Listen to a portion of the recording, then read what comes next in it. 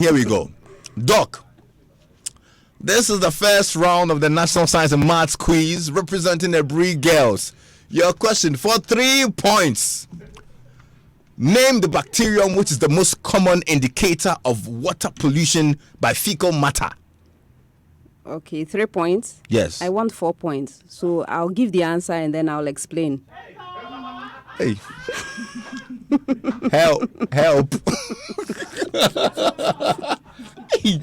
Which confidence student is this one? Okay, listeners, yes, we're on. Okay. So one more time, name the bacterium which is most common indicator of water pollution by fecal matter.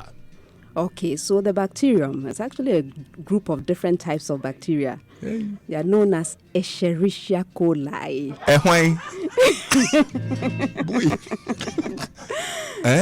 Okay, for you, Quizmaster, you can do E. coli. That's what I was expecting. This one is okay. Question number 2. What is the phenotypic ratio of monohybrid cross in F2? Is that all? Charlie, I do research. I get a hard question. Philip, this like the question is too easy for her. Okay, what is the answer? 3:1. Okay. Third question.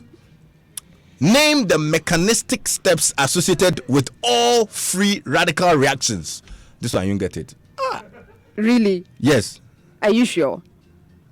Hey, you sound confident. Okay, let's hear you. Okay. So you have to start, right? Uh-huh. So you start with the initiation step. Chai. Then you have to proceed. So you go to the propagation step.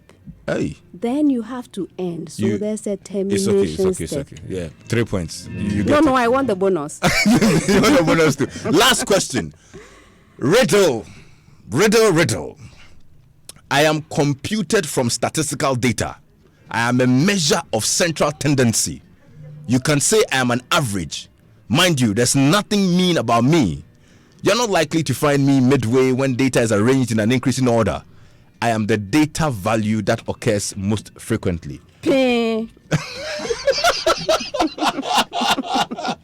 Yes, every girls. Mode.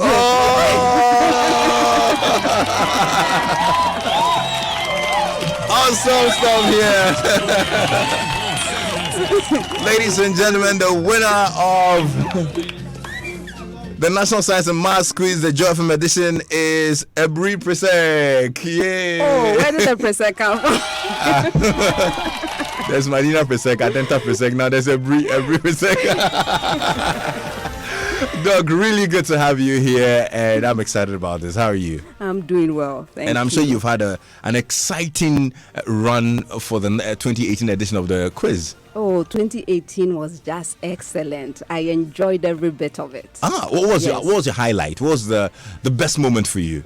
The final was quite good, wasn't it? The final, yeah, that was quite enjoyed tough. the final. I enjoyed the final. Quite dramatic the way Yes. WASP performed as well. St. Peter's came to overtake. I mean, it was amazing, and the margins were so slim. Yes, but if you had been following those schools, you should have expected excitement. Because each of those schools had an opportunity to come from behind to win before. So these are schools that had proven themselves to be able to come back from low beginnings. Wow. So it was a worthy final. Are you amazed at how the National Science and Maths Quiz has grown over the years? Yes, I'm definitely amazed, and I'm very impressed with the work that Primetime has been doing. Yeah. You know, Primetime is the producer of the program, and from the early beginnings, different formats, different schools, different numbers of contests, and so on, to come to this level. That must have taken a lot of work. Right? I guess so. I guess so. And we need to say kudos to the team at Primetime. Yes. You guys have been totally amazing. Oh boy. Okay, so finally about this particular year edition, this year's edition, what was the biggest shocker for you? I try not to get shocked. Oh, you try not to? So I usually have an open mind. I have to, so that I don't get partial. So if you have high expectations, or if you have expectations of certain schools and not of others, it leads you into different directions that you don't need to be as a quiz mistress. Right. So anything is possible as far as I'm concerned. So this year, a host of people, a lot of people were tipping WAS. I mean, because they performed immensely well. Yeah, they did very well. But it eluded them finally. What do you think worked against them? These were champions, all three schools. All three schools could have won. And the finals are usually like that. And so it's hard to detect. You can do all the analysis you want, but at the end of the day, if you make it to the finals, you are worthy of being there. Yeah. And you could win. And unfortunately, some people don't get to win. But they are still champions as far as I'm concerned. Well, kudos to the team. This year, Presec was resting. Next year, we'll be back. You can send in your questions on 0244340437. Already it's rolling in and people are just laughing their hearts out. Oh, goodness. Someone say, Alafa. Okay, so I know you started hosting the National Science and Maths quiz way back in 2006.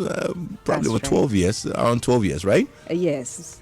Yes, it's been that long, yes. Wow. I actually started working on the consultant team in 2005, and the first contest I had was in 2006. Awesome. Yes. How's it been? Just walk us through the journey. In the beginning, there was a whole lot of inexperience.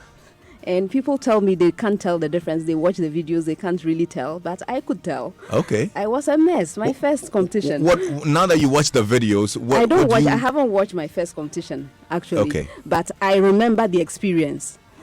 And what do you think got you stumbling? Well, I had not anticipated what it would be like with contestants actually on the stage. Okay. So I knew what I was going to do in terms of asking the questions, but I hadn't figured out a strategy for keeping track of which question I had asked where. Oh, that came later. There was no manual for quiz mistresses. When I sat at prime time, didn't give me a manual. So I had to figure some of these things out on my own. Yes. And has it been all joy? Has it been all happy moments? Mostly. Can you share with me one time that you really felt down? Was it 2014 when I had to do those 76 contests? We had changed format to 135 schools, still with one quiz mistress, me. I was doing 3 contests as usual a day, and it just kept going on and on and on. So the prelims start, and the prelims are usually a little slower because some of the schools are not quite up there yet. Okay. So it just kept dragging on and on and on. 27 contests in the prelim. No, actually 36 contests in the prelim. Then 27 at the 1A stage. Oh dear. Yes. Then 9 quarterfinals. 3 semifinals. And then 1 final. 76 contests. Wow. And I was doing that, and I got ill. I mean, I think the air conditioning in the room was a little too powerful for me, so I caught a cold. And I had to speak, and I could actually hear my own voice. It wasn't my normal voice. And my throat hurt when there was noise, and I had to yell over the noise. Oh dear. That year was really difficult. So I was very happy the next year when we came back and prime time decided to allow the prelims to be done by 2 new quiz mistresses. Awesome. So now I do 40. Now you've mastered it as well, so it's really comes easy to you, right?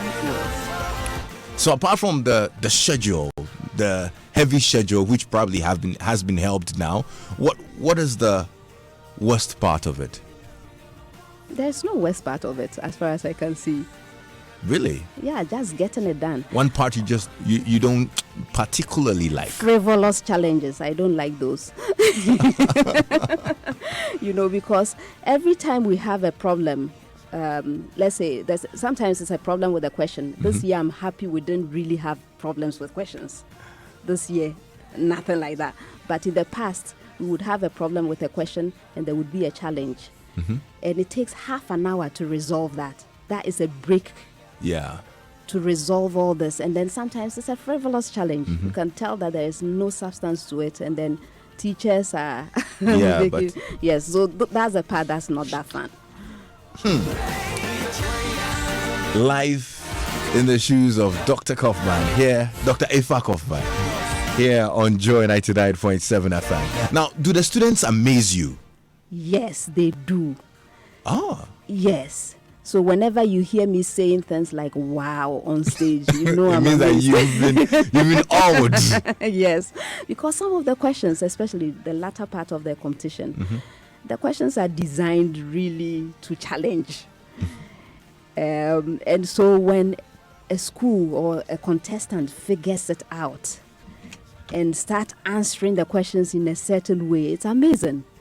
Yes, but usually, most people, an average person who took their science and maths seriously at school should be able to answer some of these questions. But the speed with which they work, that's also very amazing. Wow. I could not work that fast. So, if there's one thing you've learned from the students you work with or who you meet on the contest, what is it? Don't underestimate anyone. They are incredible, they are amazing, and they are so full of potential. Yes. Don't underestimate anyone. No, wonderful. don't. Well, we're live on our Facebook page as well. You can get on there and check it out. We have live videos of what's going on in the studio here on our Facebook page. So go ahead and check it out as well and join the conversation with an amazing woman. Lots of messages already in. Dr. Elsie, absolutely wonderful woman. Down to earth, met her once. And I watched the contest where she was so surprised at the answer the lady gave. I love her. From Bismarck in Kofodia. Okay, so this is just between you and I. Cameras off, microphones are off. Do you sometimes have biases towards the schools? I try not to have any bias. But you fail? No, I succeed. You succeed.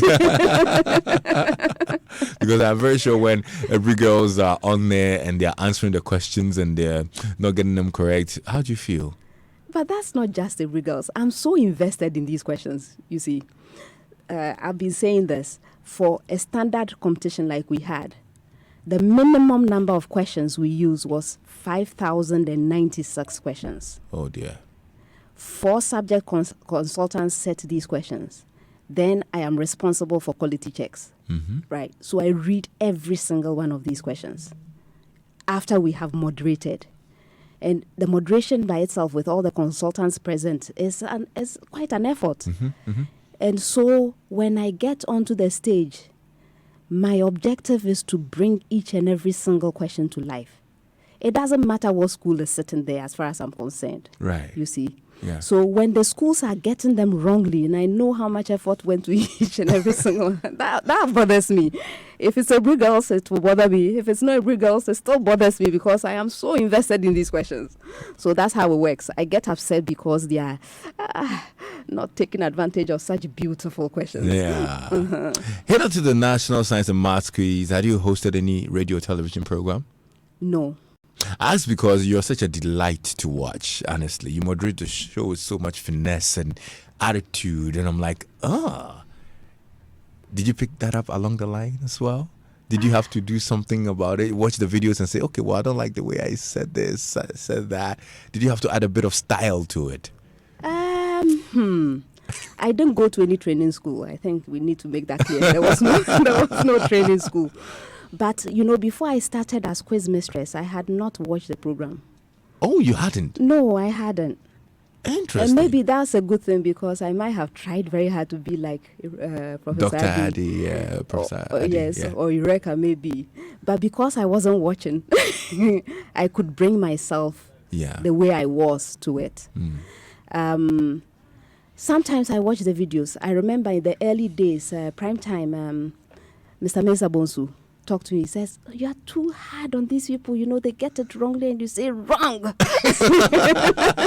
You could at least be a little gentler. So he advised me to watch some of the videos. And then when I was struggling with where I had asked the last question, he said, you'd be asking a question, be looking elsewhere. Wrong school. Yeah. So I needed to work on that a little bit by watching some of the earlier videos. But these days I don't really. Yeah. And like I said, my responsibility is to bring each and every question to life. So I have to find a way. I actually work harder when it's a boring contest. Is it? You have to work harder. But when everything is moving fast, the students are getting the answers correctly, I don't have to do much. I just have to be myself. Amazing. Now let's get to meet you. I'm sure a lot of people want to know about you, where you hail from. I mean, when I heard the name first, I thought it was German, Dr. Eva Kaufman. I'm like, okay, she German or is he German? Well, let's get to meet you. Where do you hail from? Where did you grow up? Okay, where I hail from? Well, I guess I have to talk about my parents if we are talking about where I hail from. Both of my parents were from Asin. Asin? Central region. Central region. Yes, my mother is from Asin, Asin Damai, Asin Ingresi. And my father from Asin Samankese. Okay. Yes. So that's where I come from. Typical Fanti? No, Asin. It's not quite Asin? Fanti. Yes, Asin. Is Asin? Yes, it's Asin. Okay. Yes. But I was actually born in Accra. Okay. Yes, Kolebu Teaching Hospital, maternity ward. What were your parents into? Both of my parents were into education. Ah. My mother started out as a teacher at age 17, trained teacher. 17 At years. 17 years? Yes, she was on her own actually taking care of one of her sisters. Yes. So she had been teaching for a very long time before she went on retirement. And my father was also a teacher. Oh dear. He was a teacher, yes. He retired as the Director of Education, Western Region. Okay. Yes. What kind of training did they give you? Oh, it was a fun household, honestly. It was a very fun household, but very disciplined. My mother knew a little bit about everything. She's an amazing woman. She does a little bit of everything. So I guess it's hard to live up to her, when it comes to these things. But my father was more of the disciplinarian, very organized in his thinking. Oh. And what we were trained to be was to be authentic, first of all, to be honest. If you went and did something wrong, it's better to report yourself. That kind of household. Yeah. Yes. You had to be on time. Time consciousness was non-negotiable. Yes. And it's instructive to note that she got here about an hour before this interview. I'm like, oh my goodness. Sorry, I didn't mean to put pressure on you. Oh no, it's fine. It's just commendable. It's just commendable, and I admire people who are always on time. So that's a very good virtue that you picked up very early. But did their professions shape you? Did they shape your dreams as well? Did they shape your career path? Definitely, because in that household, and by the way, I was the eldest. We're growing up. Of how many? 4. Of 4. Yes. Okay. So I was the eldest, and the idea was each person had to find their area of expertise because you had to be expert at something. If you chose to do something, make sure you do it well and you were the best at what you chose to do. That was the only requirement. You could do whatever you wanted, but be the best. And that translates into what I went on to do later on. I went to do bioengineering. Yeah. And nobody was doing bioengineering in Ghana in those days. Yeah. But my father said, okay, you can go right ahead. Just make sure you are the best or among the best. Otherwise, don't come back to this house. So the standards were high. But there was also, a lot of support. Okay. For what we were doing and what we wanted to do. Did you have specific dreams? I mean, you're much younger then, but did you hope to also be a teacher in future in court? I actually enjoyed teaching. I enjoyed teaching from the activities I was doing. Being the eldest, I was responsible for making sure the others were doing their homework and so on. But in addition to that, we had these pair of eyeglasses with no lenses. And that was the signal. If I took them on and took them and put them on, they were to gather and get ready to be taught. So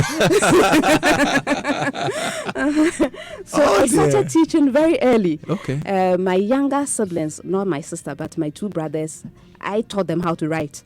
Wow. Yeah, so I was teaching. But if you go to school in Ghana, especially those days when I was going to school, if you went to school in Ghana and you were a good student, you were supposed to go to medical school. So that was what I was also working towards. although I knew I enjoyed the teaching, it didn't even occur to me that I would be teaching at that time. Okay. That came later. You just wanted to be in the sciences, and yes, you were there. I enjoyed science, and in those days, if you're a good student, they sort you. You know, the class is sorted, and the top students go and do science. So I was pushed into the sciences, and yes, you had to aspire towards medical school if you were in the science class. You have an impressive educational history, I should say. You hold a Bachelor of Science in Engineering, a Master of Science in Engineering as well, a PhD in Bioengineering from all these from the University of Pennsylvania. You also have a certificate in Leadership Development from the Executive Education Programs. That's the Business School of the World, and the Harvard Business School. After your graduate studies, you received your postdoctoral training at Rutgers University before joining the University of Ghana in June 2001. Is that it? Yes, you know too much about me. I've been snooping around. I need to say congratulations, but break it down for us. Where did it start? Of course, we know you attended the Brig Girls. Yes. Big Paul Suhang. Big Paul Suhang. Oh dear, I love this. But from there, what next? Okay, so I got a scholarship. I was actually recommended by my late headmistress, Mrs. Joyce Sibe. Oh. Yes, she was my headmistress. And I was actually hanging around the school one day when she called me to the headmistress's office. And that's usually something to be feared because yeah, when you don't get they call you in you're either in trouble or for something good. I knew I hadn't done anything wrong. Oh, were you that much of a good student back then? You didn't have some bad girl traits then? No, I was too timid. Oh, were you? What's surprising? You were timid. Very. Very. Not anymore, though. Oh, not at all. Yes, so I was called to the headmistress's office, and she told me that she had received some communication about a scholarship, but nominated students had to go for an examination in Accra. Huh. So I had to get ready. I was put in the school bone shaker and going, the hill. Yeah. The hill in those days, it was not as nice as it is now. I know. So I sat in there, closed my eyes most of the time until we got to Accra. Oh. And when we got to Accra, the exam had already started. Oh, dear. Mm-hmm. But I wrote, it was an essay topic that they were writing. It's like 1986 has been declared the International Year of Peace. Write an essay on peace and international understanding. Hey. Yes. You remember the topic too? I do. Because it was life-changing. That is what changed the path of my life. Yeah. Otherwise, I would have gone to University of Ghana. Yeah. I would have gone to sixth form first and then gone to University of Ghana to be a medical student, and I would probably be a medic, a mediocre medic by now. Oh, dear. Anyway, so after we wrote the exam, then there was an interview session, and 3 of us were selected. I was selected to go to the United World College of the Atlantic in the UK, Wales. Okay. Yes. Awesome. To represent Ghana. And what were you studying there? Okay, I took the International Baccalaureate. Okay. So you have 3 higher level subjects and 3 lower level subjects. For my higher levels, I took physics, chemistry, and biology. And then for the lower level, subsidiary level subjects, I had math, English, and French. And when you completed that, did you stay in the UK? No, I didn't. Actually, I thought I was coming back to Ghana to medical school still. But then something different happened. We were supposed to have these meetings with the director of studies to decide what we're going to do next. And those were the days, remember the 80s. You wouldn't remember, you're probably a very young man. Well, yeah, I am. Yes, in the 80s there were some disruptions to university education. So I wasn't quite sure I wanted to come back immediately. I had gone on the promise that I would eventually come home to help change things in Ghana. But I wasn't quite ready to come yet. And so I remember when I went to my meeting with the director of studies, I was very unprepared.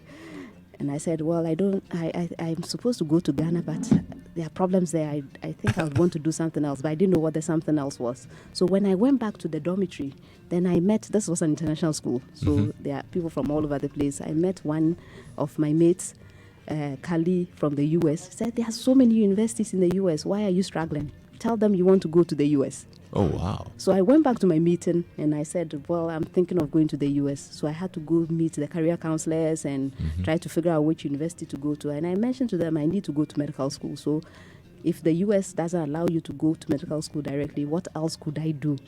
So they gave me advice, gave me these brochures. And as I was going through them, that's when I saw the University of Pennsylvania bioengineering program. And the description sounded interesting. I'm amazed because I thought probably you'd go in for biology, but it had engineering attached to it. Yes. And why did that intrigue you so much? Well, the description was so intriguing. Says you apply engineering principles to medical and biological, sounded like something you do before you go to medical school. So I decided to go for it. Yes, I had actually got a scholarship to go to Trent University in Canada to go and do biology or chemistry. But this sounded so much more interesting. So I decided to try for it. And that's how that started. And then that's when I found out I had to write SAT. Yeah. Yeah. So this was like a Tuesday, and the SATs were on a Saturday in the school library. I went to the exam blind. But being a very great, sharp student, you passed. I did. Probably not that well, but I guess there's something you about my profile that got me into pen. You still got into it. Yes. And did your Bachelor of Science in Engineering? I did. And then followed up with a Master of Science. Yes, I actually started a master's while I was still an undergraduate doing the bachelor's. You're serious? Yes. Penn has this interesting program. It's called submatriculation. So in around your third year, if your grades are good and you apply for this program, they allow you to take graduate level courses for your electives so that you can graduate with a master's a year after the bachelor's. Wow. Yes, and so I did that. And after a year, you had your master's? Yes. So I got my bachelor's in 92 and then the master's in 93. Okay, so now we can confidently say that you were one of those in the class who would be first or second. If you are second, then you go home and cry. Oh, I wasn't that bad. You go home crying, and then they ask you, and you say that the other person, today, this term, they were first, and then you be crying. You're one of those students, very brilliant and all. My goodness. And right after that, did you have to wait a little bit before you start your PhD? Because I know you did a PhD in bioengineering. Yes.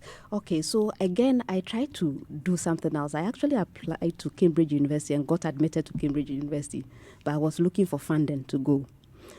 And the program was in material science. I had done biomaterials and I wanted to continue with it. But this program I got into was in material science with one of my supervisors in the medical school. Sounded interesting enough, but it was also strange.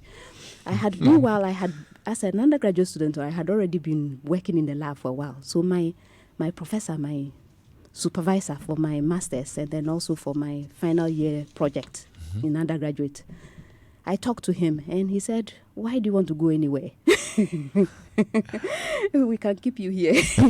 Just complete, because I'd been working on a project for my master's. Okay. And what he said to me was I could continue on that project or work on something else. But he wanted to keep me in his lab. And it's a great place. So I agreed and didn't pursue my other admission. And then I just carried on. Wow. Amazing stuff. Lots of messages in here. I can't read all of them, my goodness.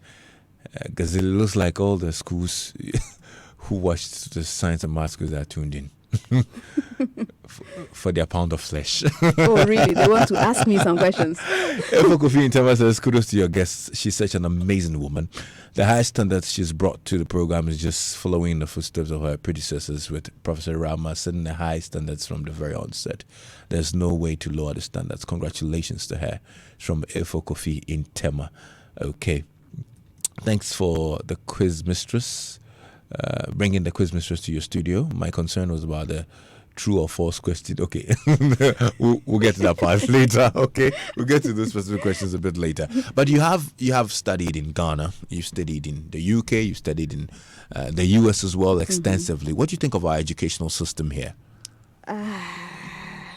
Good and bad. Explain. We have some of the brightest students.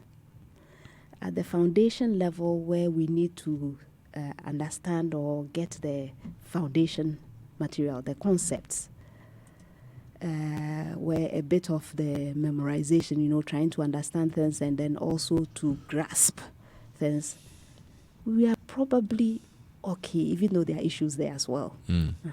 But when it comes to application, actually translating these concepts into useful solutions to our own problems, that is where we are found lacking. And there's something in the educational system that is not promoting this. And we need to work harder to change this story. People are going to school, learning a whole lot of things, facts, theories, getting big and beautiful certificates. But if you ask them what they're using those things for, concepts and the theories for, sometimes it amazes me. And is that a gap that government needs to fix, or who needs to work on that? Who do you think needs to bridge that gap there? All of us. Give me a systematic approach to solving this, if you have any idea. All right. As a nation, let's start top down. So as a nation, we need to define what we want our educational system to do for us. So let's say we put down some targets. If you go to engineering school, let me use my own. If you go to engineering school, you are expected to be able to use theories, apply them to bringing out tangible solutions in the form of devices, in the form of processes, in the form of, services, whatever it is, to solve specific problems related to us. So let's just take this as a target. Then we move on. Okay, so what's happening at our educational institutions, the training and engineering? Who is monitoring that? Are the lecturers actually delivering a product, the student who can do these things? How many of such students do we need? So you see where it goes from there. So actually delivering on what we have said we are going to do. Then it comes to the students.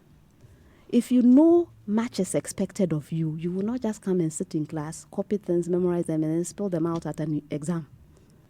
You know you're expected to apply these principles in order to solve real-life problems. You would be learning how to do that. It's not just about the certificate. Then the wider community. We live in a place, in a country where we don't expect much of our graduates, do we? Do we honestly expect them to do anything? Let me focus still on the engineering. So you start an engineering school, but you have no structures in place for commercialization of products. You have no structures in place for intellectual property rights. How do you even get your product patented so that you can say it's yours? There's nothing like that there. Are you really expecting your student to produce anything if the environment doesn't promote this? Who is going to use these products? I've had students, I've taken students on field trips where we go to, and I won't mention the places, but we go to hospitals and we see products that are all imported from elsewhere. And then we ask a simple question.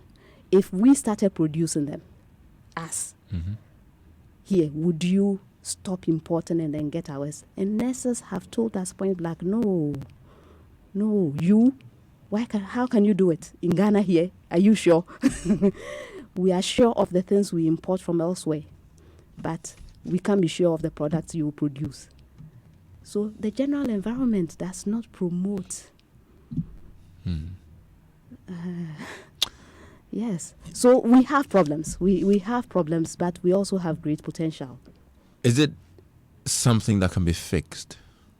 Why not? Otherwise, I would not continue what I do. I have to be optimistic, but it will take effort because people are too comfortable. Students are comfortable. Teachers are comfortable. Everyone is too comfortable moving in the same direction, not really solving our problems. Interesting thoughts there from Dr. Elsie Eva-Koffman here on Joy 99.7 FM. Now, you started the engineering department at the University of Ghana, Legon.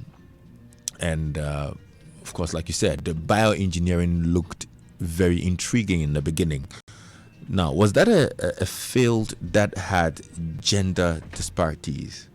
Was that a field that was attractive to women? Among the engineering disciplines, it is probably the most attractive to women. Oh. But it's still not the best. It's still not the best. Typically, we would have about 20% young ladies pursuing biomedical engineering or bioengineering or some variety of that. Other disciplines are worse off, like a computer engineering program or electrical engineering program will be much less, So it's bad. The imbalance is bad, but not as bad in biomedical engineering or bioengineering. Okay. Awesome stuff. Well, lots of messages here. Let me read a few of them for you. This reminds me of the first time she appeared on the National Science and Maths Quiz way back in 2006. From the look of things, Dr. Elsie Efak has made tremendous strides up to now. Kudos from Elikem in Osu. Right, Elikem, thank you very much for your message. And this one says, how I wish my daughters can grow to be like this intelligent woman. I adore her. How do you feel knowing that no girls' school has ever won the competition? What will you suggest the girls' schools do then? That's from Kofi. Okay. Yes, that has been a nightmare. The girls, occasionally one will appear in the finals, but none of the girls' schools has won the competition. But, judging from what happened this year, I think the time is short to a win for a girls' school. Is it? Yes. Will it be a Brie Girls? I hope so. But usually the young ladies come there, in the past at least, so self-conscious. They are there, they care so much about their image. And there's a lot of heckling from the crowd. This year I got angry and said something.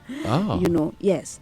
And so they are fighting multiple battles. They are fighting the battle of answering the questions, plus the battle of dealing with this public opinion about what they look like, how they walk, and so on and so forth. Okay. But like I said, this year I saw girls' schools singing their songs. They brought their own supporters, making the noise, not that beautiful, that usual beautiful clapping that they do. They are getting into it. They are getting into it. Watch out. Okie dokie. Now, Dr. Efak was a member of the planning committee set up by the Academic Board of the University of Ghana to make proposals for establishing the Faculty of Engineering Services. He was also a member of the 3-person implementation committee set up by the Vice Chancellor following the submission and adoption of the planning committee's report. She was appointed the first head of the Department of Biomedical Engineering in 2006. She was a recipient of the National Society of Black Engineers 2018 Golden Torch Award for International Academic Leadership. Now, in 2017 as well, she was the Impact Africa Summit Laureate for Education in Ghana, an award that recognized her exceptional and continuous contribution to science education in Ghana and for being a role model and inspiration to many young girls' activities which are vital to achieving Sustainable Development Goals 4 and 5. In 2011 as well, Dr. Efak was selected as a fellow of the prestigious International Women's Forum Leadership Foundation. Dr. Efak teaching and research focuses on tissue engineering, biomaterials, and application of biomedical engineering concepts. She's also a board member of the Beige Bank, the African Gifted Foundation Ghana, that's African Science Academy, and the British International School Ghana. She's the current president of the Ghana Society of Biomedical Engineers. Man, you deserve some accolades. Awesome stuff. So what's a typical day like if you're not going to host the National Science and Maths Quiz? It's usually very busy. Depends on whether school is in session or not. If school is in session, that involves teaching. Yes, so I do teaching. I teach usually biomaterials, tissue engineering, engineering design. Okay. These are the courses that I teach. So undergraduates? Or? I teach both undergraduate and graduate courses. Okay. Yes. So undergraduates, these days I don't teach first year. I teach third and fourth year. And then graduate students, yes. And so there will be teaching. I also have the normal university work, committees, meetings. Okay. The research is very important. So I do research with my students. or colleagues. And so I have research meetings, a lot of meetings, moving up and down. I can imagine. Yes. So let's get personal now. I know you're married. No, I'm not. Okay. You're not? And I'm no longer married. You're no longer married? Yes. Oh, I see. So, but Kaufman wasn't your name. Yes, that is the name that I took on when I got married. And you're still maintaining it? Yes, you know something that happens with academics. You start publishing and you use a certain name. It's hard to change. To change it. So then you just carry on like that. Did academia affect your marriage in any way? Must have. Did it? Yeah, it must have. Well, the kind of life that I have, very busy, you know, it's not easy to start up a department, long hours of work, teaching. Yeah. Maybe. Looks like it did. Yes. So, what is one lesson that it taught you? Marriage, you know, combining your busy life with family and all. What is that lesson that you learned? Prioritization, learning which things are important and which things need to be let go, saying no to certain things, accepting help. Accepting help. Yes. If there's one thing that you do differently about your life, what would it be? At this stage, after all this, no regrets. No regrets at all. No. Wow. If I could have more hours in a day, I would not say no to that. Well, that makes two of us. But you do have kids. I do. I have 3 of them. You have 3 of them. Yes. And what are they doing now? Where are they? They are incredible children. Incredible.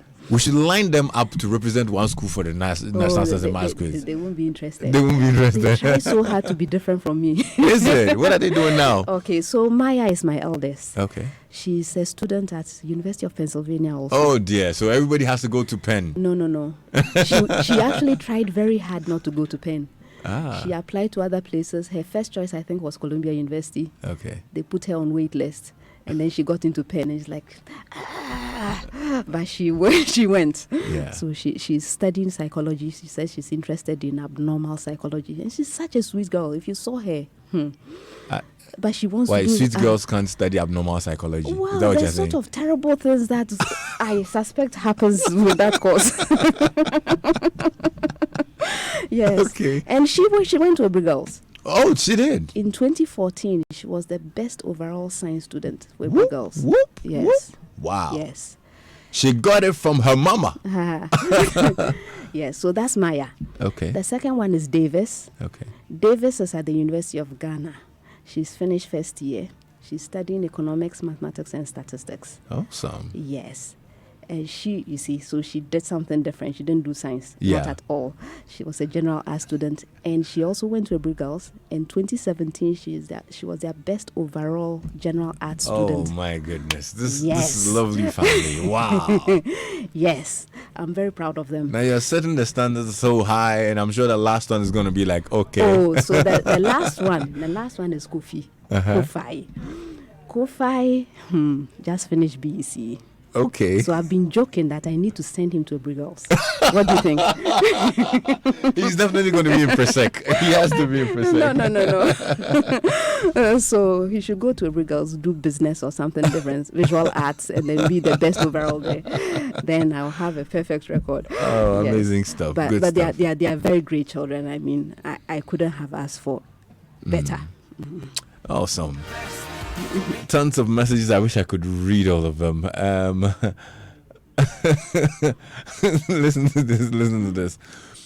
Madam, please set the record straight. Why?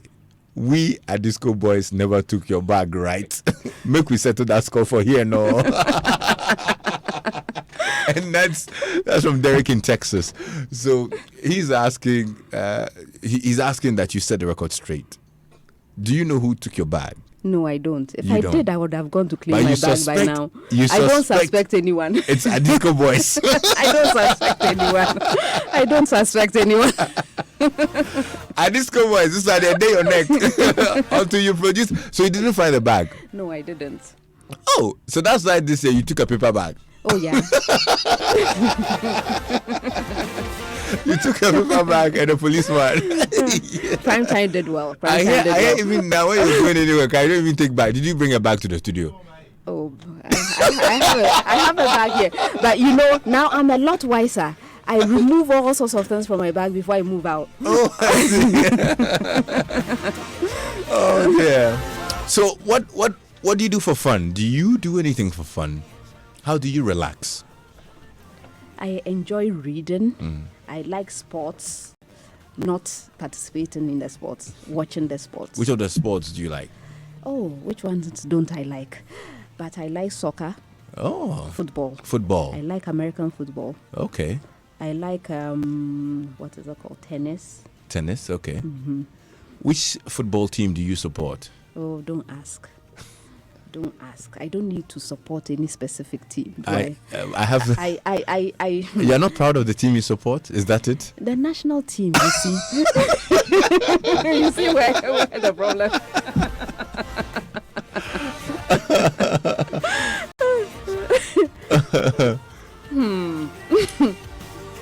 So one day, what legacy would you want to leave behind? All right. I would like to be remembered for having contributed to education, for having changed the way, at least, engineering education is presented. Okay. Yes. One lesson life in totality has taught you. Pardon? One lesson life in totality has taught you. You can learn from anywhere. You can learn from anywhere. And there's no limit to what people are capable of doing. Okay. The potential. So, in addition to contributing to education, I would like to be remembered for having held and unleashed this great potential in our young people. Awesome. What's your greatest fear? Not living up to expectation. That I had opportunity to do this. I had opportunity to make an impact and I didn't do it. If you had to give young people one advice as we wrap up, what would you say? Have dreams, but don't stay too long with the dream. Take action. Don't stay too long with the dream. Yes. Have dreams. Don't allow anyone to take your dreams from you. But take the steps that will lead you to actually realizing that dream. So work hard. Work really hard. Nothing good comes easy. Work really hard. And you'll see your dreams come into life. Even when you think no one is looking, there are people seeing what you're doing. And so your time will come. So keep working.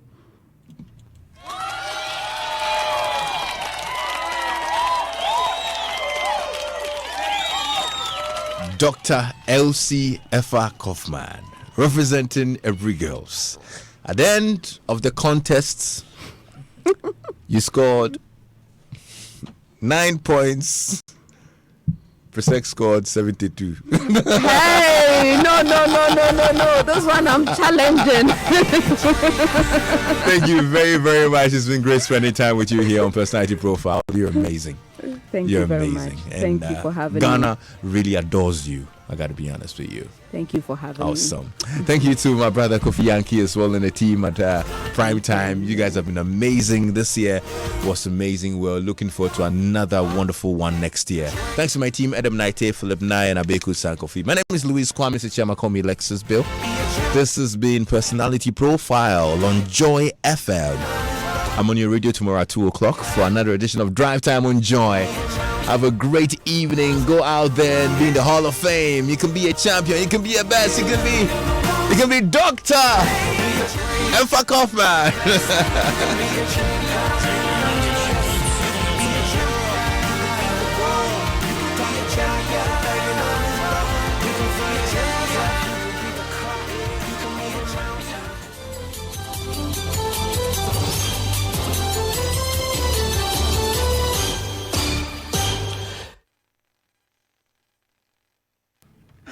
Joy headline news at 8 coming up. Joint police and military personnel deployed